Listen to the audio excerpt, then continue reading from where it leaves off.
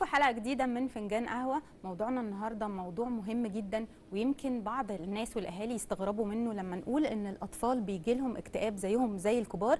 لما الناس بتسمع إن الأطفال ممكن يجي لهم مشاكل نفسية أو اكتئاب، يعني بيشوفوا إن هي حاجة غريبة جدا. إيه الطفل يعني اللي هيمر باكتئاب، وإيه أقصى حاجة ممكن يمر بيها عشان يجي له حالات نفسية زي دي أو يجي له مرض نفسي زي الاكتئاب؟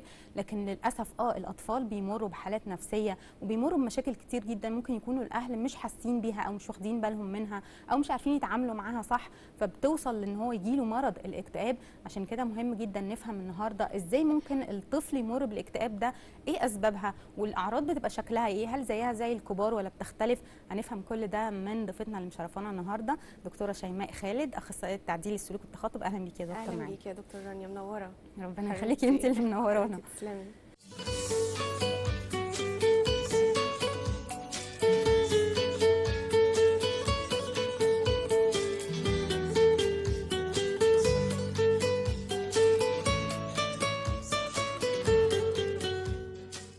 في البدايه يا دكتور، زي ما كنت بقول، الاهل وساعات الامهات تبقى مستغربه جدا فكره يعني ايه اللي انتوا بتقولوه، يعني ايه طفل يجيله اكتئاب؟ يعني هو مر بايه في حياته، وايه المعاناه اللي مر بيها في حياته عشان يوصل انه يجيله اكتئاب؟ رغم انه بنشوف كتير قوي بالذات في الزمن ده، يمكن كمان بقت يعني ضغوطات الاهل بتبقى مخليهم مش واخدين بالهم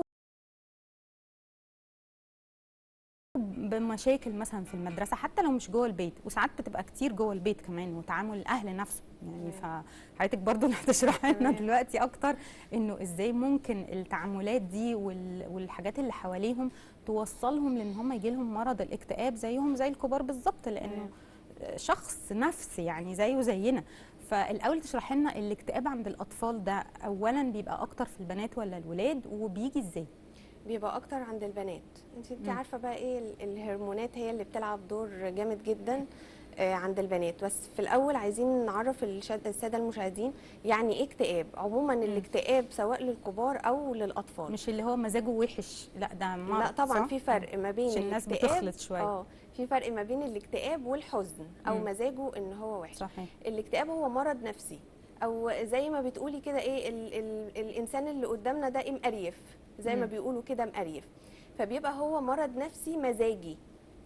تمام. ليه؟ لان الماده اللي في المخ بتبقى بتقل نتيجه الضغوط، نتيجه اضطرابات نفسيه، نتيجه اثار سلبيه، نتيجه مشاعر، نتيجه حاجات كتير. الماده اللي في المخ دي اللي مسؤوله عن القلق والتوتر والاكتئاب والحزن والعصبيه والنفسيه، دي بتقل في المخ شويه. فلما بتقل بتخلي المزاج يعني مقريفه، مش في المود زي ما بيقولوا. بتخليه ان هو دايما فاقد الشغف او فاقد الاهتمام بالانشطه اللي هو بيعملها. يعني لو تلاقيه بيحب يرسم ما بيحبش يرسم، بيحب يلون ما بيبقاش رايح الشغل ما مش عايز يروح. تحس ان هو مخنوق ومتوتر وقلقان، في مشاعر سلبيه، في ان هو مش حاسس بقيمه نفسه. كل ده معنى الاكتئاب. طب ايه الفرق ما بين الاكتئاب والحزن؟ الاكتئاب حاله مرضيه، لكن الحزن حالة مؤقتة. يعني الحزن بيجي وقت حاجة بسيطة وبيروح. الاكتئاب لازم بيطول، مدته بتطول. وعلشان أقول إن ابني أو الإنسان ده سواء كبير أو صغير عنده اكتئاب، يبقى لازم المدة بتاعته من أسبوعين ل3 أسابيع. يعني الأعراض اللي أنا هقولها كمان شوية دي بتمتد من أسبوعين ل3 أسابيع. لكن الحزن مش كده. يعني الحزن ممكن يتطور لو ما تعاملتش معاه صح او اتعالج، ممكن يتطور يبقى اكتئاب، بالزبط. يبقى مرض. بالظبط. الاكتئاب زي ما قلت لحضرتك في اول الحلقه، انت ما بتعرفيش تعملي الانشطه اليوميه اللي انت بتعمليها، مش بتعرفي تمارسي حياتك. لكن الحزن انت مخنوقه متضايقه من حدث معين، لكن بتمارسي حياتك عادي جدا، مفيش اي حاجه. ده الفرق ما بين الاكتئاب والحزن. تمام. عند الاطفال بقى يا دكتور بيبقى شكله ايه؟ هل بيبقى بنفس الطريقه زي الكبار بالظبط، ولا بيختلف لانه طفل مثلا لا، فبيبقى هو ما الشكل بيختلفش مختلف؟ كتير. يعني طفل او كبير ما بيختلفش كتير في اعراضه او الحاجات او الظواهر اللي احنا بنشوفها. اول حاجه هتلاقي فيه اضطراب في الاكل. يعني الطفل ده يا اما بياكل كتير قوي يا اما ما بياكلش خالص. اوكي. تمام. هتلاقي اضطراب في النوم، يا اما بينام كتير قوي يا اما ما بينامش خالص، يا اما نوم متقطع يا اما بيجيله كوابيس في النوم. ونراعي الكوابيس ونخلي بالنا من كلمة الكوابيس دي، لأن في أمهات ما بيبقوش على وعي كامل ان دي ليها معنى، بان دي ليها معنى فعلا. يعني مثلا ممكن طفل يجي يقول لها يا ماما انا حلمت ان حد بيضربني، انا حلمت ان انا بصوت في الحلم، انا ممكن تفتكر اي حد تقول له معلش اتغطى كويس، معلش ده شيطان يا حبيبي، قول بسم الله واعوذ بالله من الشيطان الرجيم. ماشي، الكلام ده صح وكل حاجه، ده تنفيس العقل الباطن لحاجات بيمر بيها. بالظبط. كل الكوابيس اللي هو بيحس بيها دي اسقاط للحاله اللي هو عايشها في البيت او في المدرسه او ايا كان فين. تمام. احنا اتكلمنا في اضطراب الاكل واضطراب النوم. يعني اي اضطراب في حاجه المفروض ان هي تبقى ماشيه متوازنه بطريقه معينه، سواء بقى بالزياده او يعني زي ما تقولي بياكل زياده، يعني ده مش مش شهيته مفتوحه، ده ممكن يبقى عنده مشكله بالظبط يعني. او النوم. بالظبط. تمام. ايه تاني؟ تخن قوي او رفع قوي. يعني الطفل ده كان مثلا كويس كوزن، لا هنلاقيه رفع جدا واحنا مش عارفين، بنروح لكل الدكاتره يعمل تحاليل غده وتحليل انيميا وتحاليل سكر، تحاليل كل حاجه، لا ما فيهوش اي حاجه. تمام. طيب بيتخن الطفل ده رفيع وتخن فجاه، يبقى برضو لازم نقول ان الطفل ده في حاجه مش مظبوطه. صحيح. ودماغنا تروح لان هو في عنده اكتئاب. صحيح. تمام. السلوكيات بقى اللي احنا شايفينها ان هي سلوكيات عاديه، ان ابني مثلا ايه ده، ابني يا دكتوره على طول بيضرب اخوه، ابني على طول بيضربني، ابني بيشتمني، ابني مشاغب في المدرسه ومالوش صحاب، ابني بيقعد لوحده، ده مش اجتماعي. كل الحاجات اللي الام بتقولها دي نعمل عليها كده سبوت وتحتيها مليون الف خط ان ده مؤشر لاكتئاب. السلوكيات اللي احنا شايفينها دي اللي هي ايه، ممكن مثلا يعني يتقال ان هي حاجات عاديه، شقي او زياده او مش، ده بتبقى بتعكس انه عنده حاله نفسيه، ممكن يبقى عنده غضب زياده بيطلعه في الضرب مثلا. زي ما هو الاكتئاب ايه، الاكتئاب ايه اللي وصله للاكتئاب؟ الكبت النفسي اللي صحيح. بيوصل الانسان ان هو يكتئب جامد وان هو يفقد الشغف في كل حاجه في حياته. هو الكبت النفسي اللي جواه، الاضطرابات النفسيه اللي جواه. تمام. يعني مش شرط بقى زي ما الناس متخيله انه اقول اكتئاب حتى زي الكبار، انه طفل مكتئب معناه انه لازم يبقى قاعد على طول لوحده وحزين وما بيعملش حاجه، لا ده ممكن بالعكس تماما، يبقى مهايبر زياده وبيعمل بالزبط. تصرفات بيبين نفسه قوي. هل لما الطفل يبقى قاصد يا دكتور يظهر نفسه قوي، عايز يبين، زي ما بنقول ساعات انه الطفل بيعمل حاجات قصد قدام الاهل عشان يحسوا بيه او يشوفوه، سواء بقى في الشقاوه الزياده، سواء في طريقه ردوده او حاجات كده، دي برضو ممكن تكون ان هو عنده يعني اكتئاب او بوادر اكتئاب. طبعا. فعايز يظهر نفسه باي طريقه ايا كانت ايه. بوادر اكتئاب، مش هنقول اكتئاب، مش كده بقول بوادر، هو لسه بوادر اكتئاب. فاحنا المفروض كدور ام واب ان هم يلاحظوا اولادهم، يشوفوا ايه السلوكيات اللي اتطورت، ايه السلوكيات اللي ما كانتش موجوده وبقت موجوده، ايه السلوكيات اللي زادت، علشان ما نوصلش لمرحله اكتئاب ان الطفل يبقى قاعد بقى لوحده. وفي الاخر بنقول للطفل عنده توحد. ايوه تمام. هي بقى الكلمه بتترمي اصلا عنده توحد، ده مرض. بيجي لطفل كبير، يعني ما تجيبيش طفل عنده 5 سنين ونقول ده جاله توحد. لا، التوحد ده بيجي من وهو صغير، لكن ما فيش طفل 5 أو 6 سنين او 10 سنين نقول ده جاله توحد. علامات تانية، وفي علامات تانية طبعا بتأكد انه توحد، بس علشان احنا دايما رابطين التوحد بالانعزال. ايوه صحيح. ان دايما الطفل قاعد لوحده ده كده جاله توحد. لا، هو ممكن يكون قاعد لوحده ده فعلا اكتئاب وموت حزن، هو كده في بوادر اللي هو يخش في اكتئاب. طب حاجه تانية على ذكر الكلام ده يا دكتور جات في بالي، هل الاطفال اللي بتلاقيهم بيلجأوا دايما مثلا زي الحاجات الالكترونيه دلوقتي بقوا راميين نفسهم قوي فيها، مقضيين وقت طويل قوي فيها، يعني خلاص هو عايز مش بقى ان هو مش عايز يتعامل مع الناس، بس هو عايش جوه مثلا الجيمز، الكمبيوتر، الحاجات دي، هل ده ممكن يبقى اكتئاب فهو بيهرب لحاجه تانية؟ انا عايزه اقول لك ان اصلا الاجهزه الالكترونيه بتعمل اكتئاب. انت متخيله ان طفل يعني هو ممكن يبقى بيلجأ لها عشان يهرب، يعني اكتئاب فتزود له الاكتئاب اكتر. هو اكيد بيهرب من حاجه. بيهرب من ايه؟ مفيش لغه حوار في البيت، مفيش حد مهتم بيه. فهيعمل ايه؟ هيروح للعالم بتاعه اللي صحيح. هو بيعمل شاتنج مع اي حد من صحابه، بيشوف اي حد مهتم بيه بيسأل عليه، بيلعب، هو شايف نفسه خلاص في الكورنر ده. تمام. صحيح. لكن الاجهزه دايما الاجهزه الالكترونيه والشاشات والموبايل بتجيب اصلا اكتئاب، بتزوده. مم. يعني لو هو عنده اكتئاب بنسبه معينه هتزود الاكتئاب ده. ليه؟ لان انت قاعده على طول ماسكه الموبايل في عالم لوحدك. صحيح. طيب انت عايزه لما ابنك يبقى كده على طول في البيت، عايزاه يطلع للمجتمع يتعامل ازاي؟ يطلع مش في المدرسه مش هيبقى هيتعامل عنده ازاي؟ المهارات اصلا. مفيش لا تفاعل ولا تعاون ولا مشاركه، ده هتلاقيه غير ان يا فعلا قاعد دكتور لوحده. بالمقارنات، هو نفسه الطفل او البنت او الولد بيبقوا يعني حتى الكبار بيجي لهم اكتئاب لما بيقارنوا نفسهم طول الوقت بالحاجات اللي على السوشيال ميديا، ما بالك الاطفال بقى اللي مش فاهمين ومش مدركين فطول الوقت بيشوفوا حاجات بتجيب لهم اكتئاب واحباط فيكتئبوا اكتر. بالظبط بالظبط. طب دكتور، دلوقتي فكره انه الطفل مثلا هيجيلك طفل او طفله عندهم اعراض بتبين ان هم في بوادر اكتئاب او حاجات كده، اكتر الاسباب الشائعه اللي ممكن توصل الطفل انه يدخل في حاله زي دي، يعني اشهرهم ايه؟ هل الاهل جوه ولا بتبقى دايما الحاجات مثلا ضغوطات زي البولينج او التنمر بره، ولا تمام. ايه اشهر الاسباب تمام. اللي بتجيب؟ هو في حاجتين طبعا، الاهل والبيئه اللي هو عايش فيها، وبيئه المدرسه او الكليه ايا كان هو في انهي سن. طيب بيئه البيت، اول حاجه الخلافات الاسريه. انه يبقى تلاقي الام تلاقي والاب الاب بيضرب الام بتشتم الاب، صوتهم هما الاثنين عالي، بيزعقوا في بعض، مفيش احترام ما بينهم. ده بيخلي الطفل دايما متوتر ودايما قلقان، ودايما الاكتئاب بيجي من القلق والتوتر. يعني ده بقى البوادر اللي احنا بنقولها. يعني لا، انت لو لقيتي ابنك دايما قلق، دايما متوتر، دايما بطنه بتوجعه، تحسي ان معدته فيها حاجه، توديه للدكتور يقولك ده عنده قولون عصبي، وانت تبقي مستغربه ازاي ابني 5 سنين و6 سنين وعنده قولون عصبي. دي بوادر للاكتئاب. لان احنا عندنا حاجه اسمها ايه؟ اعراض نفس جسديه. صحيح. دايما الحاجات النفسيه اللي جوانا بتطلع على هيئه الجسد. صحيح. على هيئه ايه بقى؟ عرق، ضربات قلب سريعه، قولون، شعر، معده. شعر. بالظبط.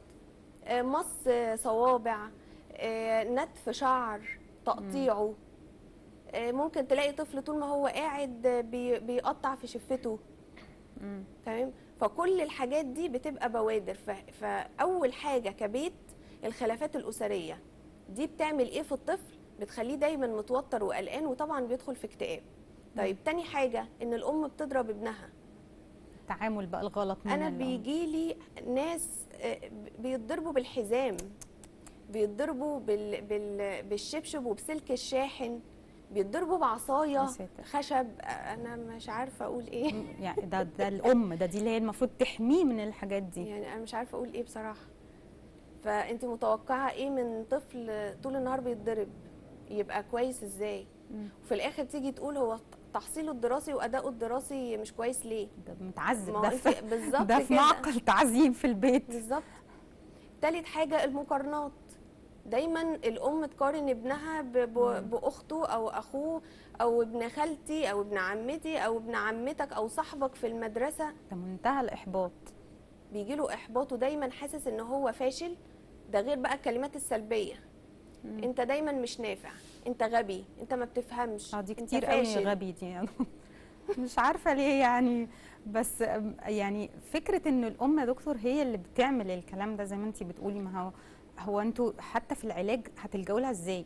يعني هو انا برضو مش عايزه اظلم الام برضو قوي، او مش عايزه اجي عليها. في ابهات كتير. ابهات طبعا هم هي احنا بنقول الام بس عشان هي غريبه قوي زياده، لانه الام المفروض بالغريزه والفطره ان هي اللي تحمي الولاد وتبقى حنينه عليهم. ما هو المبرر بتاع الام ان انا مضغوطه، والمبرر بتاع الاب ان انا مضغوط طول اليوم بره، بجيب لكم فلوس وبجيب لكم اكل وبجيب. ده المبرر بتاعهم، مع انه هو مش مبرر. انت المفروض حضرتك او حضرتك متزنين المفروض نفسيا، ان انتوا تعرفوا ازاي تعملوا اتزان انفعالي جواكم. انتوا مش عارفين تبقوا متزنين انفعاليا وتضبطوا السلوكيات بتاعتكم، يبقى ما تطلبوش من ابنكم ان هو يبقى سلوكه كويس اذا كنتوا انتوا ككبار مش عارفين تعملوا ده. صحيح. تمام. فاحنا كده اتكلمنا على الخلافات الإهانة، المقارنات، الكلمات السلبية. نيجي بقى في المدرسة، التنمر. الظاهرة المأساوية المنتشرة دلوقتي. بالظبط. تلاقي طفل مثلا أسمر شوية يفضلوا يتنمروا عليه أصحابه، وكمان ده بتوصل للمدرسين. مدرسين كمان بيضحكوا مع الطلبه عادي، اللي هو انت اسمر، انت اسود، انت شكلك وحش كده ليه. فطبيعي هتلاقي الطفل ده قاعد في ركن لوحده مش عايز يتكلم مع حد، او يقلب اجريسيف بقى زي ما انت قلتي يا دكتور. بالظبط، يا اما يبقى هادي ومنطوي، يا اما هيبقى عنده سلوك عدواني وعنيف. والغريبه ان كمدرسه او كاداره مدرسه مش بيعرفوا يعالجوا السلوك ده. يعني ممكن يجوا مثلا يقولوا للام ابنك بيضرب، وهو ابنها كويس وما فيهوش حاجه، بس مش فاهمين ان هو حد اتنمر عليه، فطبيعي رد الفعل ان هو يبقى كده. لا هم مش عايزين كده. صحيح. طيب مثلا باجي اقول للام يعني في حاله قبل كده جات لي ان ابنها المدرسه بتقول ان هو بيضرب. جيت عملت دراسه حاله، عرفت ان اصحابه هم اللي بيتنمروا عليه في الاول وهم اللي بيضربوه. طيب قلت له حبيبي روح قول للميس. المشكله ان الميس ما بتعملش حاجه. يعني لما بيروح يقول لها ده ضربني او ده شتمني، بتقول له معلش. طب الولد يجيب حقه ازاي؟ ما هو او تعاقب الكل، يعني ساعات بنشوف بتعاقبش. النماذج دي تقوم معاقبه الكل. طب ما انا بقول ليه لو انا اتظلمت يعني؟ بالظبط، هو حاسس بظلم فهيعمل ايه؟ يا اما هينطوي بقى وهيكتئب، يا اما برضو الحاله الثانيه ان هو هيبقى عنيف وهو اللي بيضرب علشان مش لاقي حد يجيب له حقه، وبرضو ده اكتئاب. صحيح. تبقى الكارثه الاكبر بقى ان لو في البيت كمان مش واخدين بالهم ومش عارفين او مش عارفين يتعاملوا بحكمه مع الموضوع ده. بالظبط. فبتبقى المأساة مأساتين يعني. طيب ندخل بقى في انه ده لو حصل نعمل ايه؟ يعني انا مثلا اهل عرفوا بدأوا يحسوا ان في بوادر او تشخص خلاص انه عنده اكتئاب، بس ساعات بتبقى برضو، وده سؤالي ليك يا دكتور، هتعاملوا مع ده ازاي لو الاهل نفسهم هم سبب الاكتئاب؟ يعني يمكن ساعات بنقول لو الحاجات بتبقى من بره، الاهل ممكن يوزنوا الكفه شويه او يحاولوا ينظفوا اي حاجه بتحصل بره جوه نفسيه الولد او البنت، لكن لما يبقوا الاهل هم السبب، دي بتعملوا فيها ايه بقى؟ انا عن نفسي بجيب الاهل وبعمل لهم تاهيل نفسي، بس بخوفهم بنقطه. هي ممكن النقطه دي ما تجيش، يعني الحاله بتاعه الطفل اللي قدامي ما يوصلهاش، بس انا لازم اخوفهم بالنقطه دي، الانتحار. يا ساتر. وده شفناه بقى طبعا بالزبط. في السنوات الاخيره يعني كتير. معظم اللي دول في كل المجتمعات كمان كانوا ايه؟ اهلهم ما استوعبوش حالتهم، ما لقوش حد يتكلموا معاه. للاسف كان ممكن الطفل ده يقول لها يا ماما انا متضايق، انا حزين، في سلوكيات غريبه احنا شايفينها، وهي ولا مش واخده بالها، مش حاسه بواقع الموضوع ده عليه، مش مدركه. صحيح. مش مدركه. وفي كتير من الناس مش عارفين ان الاطفال بيجي لهم اكتئاب. يعني انا لما باجي اقول لام ابنك عنده اكتئاب، تقول لي هو في اكتئاب لاطفال؟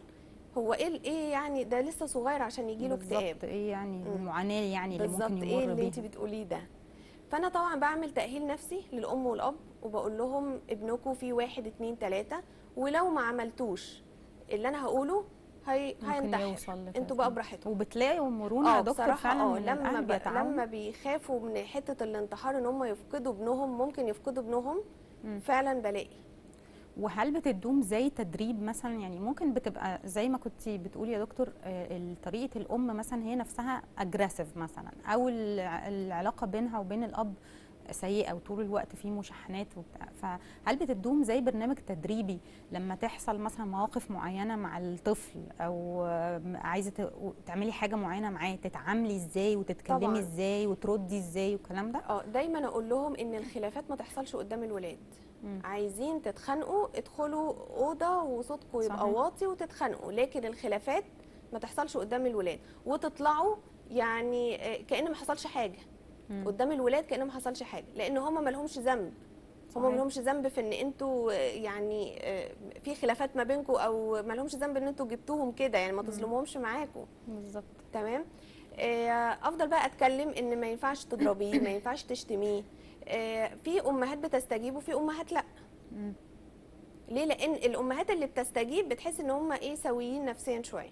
الامهات اللي مش بتستجيب بيبقى هم نفسهم اصلا مش سويه ومحتاجه علاج هم اصلا. نفسهم محتاجين علاج، بس على قد ما بنقدر بنحاول.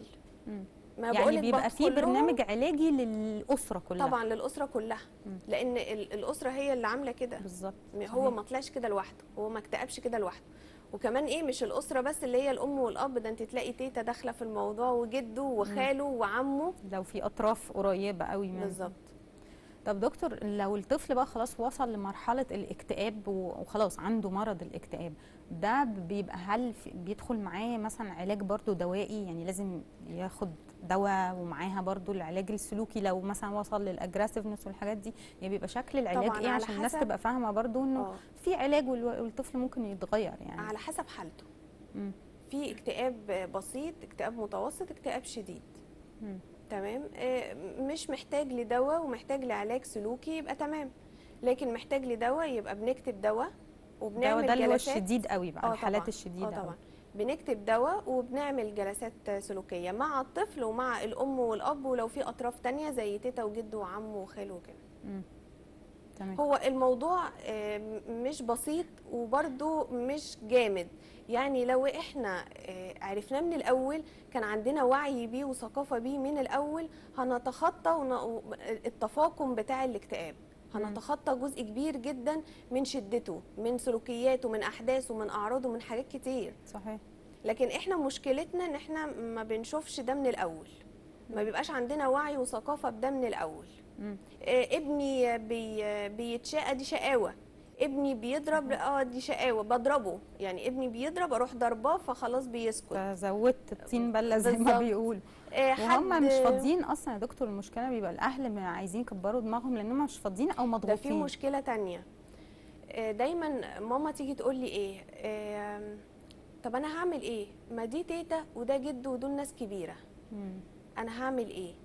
يعني بيبقى هي مثلا في البيت بتضرب وبتشتم وبتقارن، والولد يا عيني يروح كمان لتيتا وجده اللي هم المفروض بقى يعني تيتا وجده دول مصدر الحنيه والدلع وكل حاجه.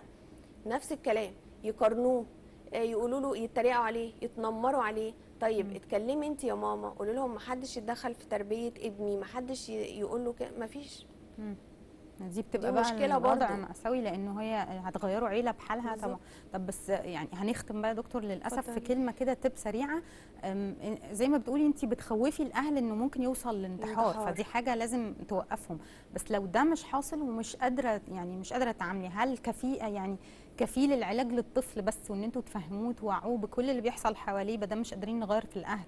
هل بتعملوا ده مع الطفل طبعا. بقى؟ هل ده ممكن يعالج طبعا وما يسيبش اثر قدام؟ طبعا ممكن يعالج، بس مش هيعالج بنسبه 100%، هيعالج بنسبه 50%.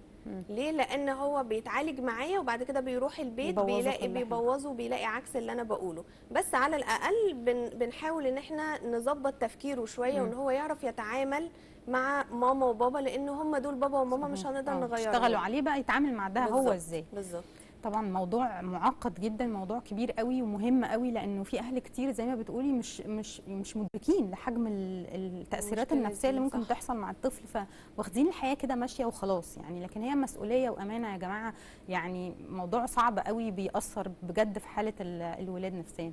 احنا ممكن نعمل حلقات تانية بقى، الموضوع كبير والتبس كمان كتيره اللي ممكن نقولها، فان شاء الله توعدينا بقى يا دكتور تيجي حلقات تانية نتكلم في نفس المواضيع ونتعامل ازاي مع الاهل والاهل يتعاملوا ازاي مع الطفل. انا بشكرك جدا دكتوره شيماء خالد، اخصائيه تعديل السلوك والتخاطب. شكرا ليك يا دكتور. شكرا يا دكتور. وبشكر كل مشاهدينا، والى اللقاء اخر حلقه جديده موضوع جديد من فنجان قهوة.